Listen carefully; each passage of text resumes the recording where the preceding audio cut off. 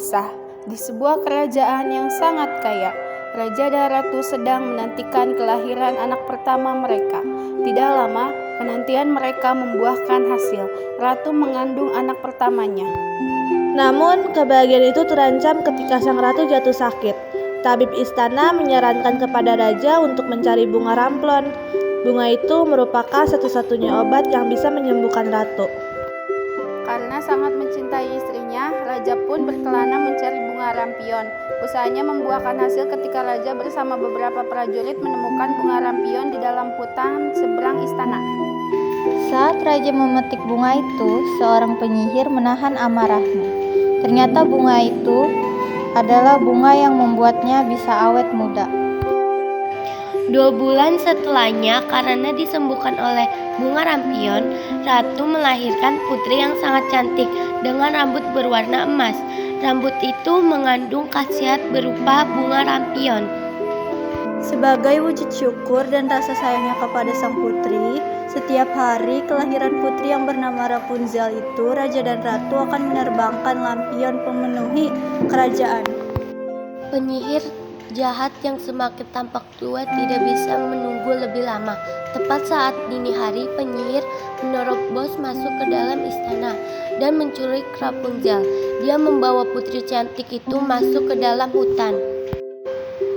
Di bagian hutan terdalam, ia menempatkan Rapunzel di sebuah menara sehingga tidak ada orang yang bisa menemukan gadis itu. Hanya dengan menyisir rambut Rapunzel sambil menyanyikan sebuah lagu, sang penyihir bisa kembali tampak muda. Bertahun-tahun di istana, penyihir merawat Rapunzel seperti anaknya sendiri. Ia melarang Rapunzel meninggalkan menara dengan mengatakan bahwa dunia luar itu berbahaya. Rapunzel tidak pernah keluar dan melihat dunia di sekitarnya karena ia memang dilarang mencoba pergi dari menara tinggi itu. Tiap pagi hingga siang hari, sang penyihir akan datang menghampiri menara itu untuk menjenguk Rapunzel. Satu-satunya cara agar ia bisa naik ke atas adalah jika Rapunzel mengulurkan rambutnya yang sangat panjang ke bawah, sehingga sang penyihir bisa memanjat ke atas. Rambut Rapunzel memang sangat panjang karena sang penyihir tidak memperbolehkan rambut Rapunzel dipotong sejak hari pertama mereka hidup bersama. Ketika sang penyihir itu sudah pergi dari menara, Rapunzel akan menghabiskan hari-harinya dengan bernyanyi. Sesungguhnya ia merasa sangat kesepian dan bosan. Namun pada suatu hari, semua rencana penyihir mulai kacau ketika seorang pencuri mahkota Rapunzel dari istana menyelinap masuk ke menara. Rapunzel menangkapnya dan berjanji akan membebaskan pencuri yang bernama Flynn. Itu jika ia bersedia menemani Rapunzel melihat lampion yang berterbangan saat ia ulang tahun. Singkat cerita, Flynn berhasil membawa Rapunzel ke istana. Di sana, ia memberitahu Rapunzel bahwa lampion itu merupakan perayaan ulang tahun putri kerajaan yang hilang. Namun, tidak berapa lama penyihir menemukan mereka dan menyebak Flynn agar tidak terlihat, hanya memanfaatkan Rapunzel untuk membebaskan diri dan kembali mencuri. Rapunzel sempat terhasut dan kembali ke menara.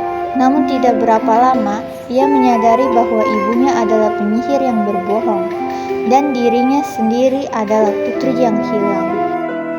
Ketika Flynn berhasil kabur dari jebakan penyihir, ia segera mendatangi menara untuk menyelamatkan Rapunzel. Namun malang, penyihir terlebih dahulu menusuk Flynn. Rapunzel yang tidak ingin Flynn meninggalkannya segera menyembuhkan Flynn dan memohon kepada penyihir untuk mengizinkan ia menyelamatkan Flynn, karena setelah itu dia akan bertahan untuk hidup di menara. Penyihir menyetujui hal itu. Rapunzel pun menyanyikan lagu yang bisa menyalakan rambutnya untuk menyembuhkan Flynn. Setelah sadar diri, Flynn segera memotong rambut Rapunzel.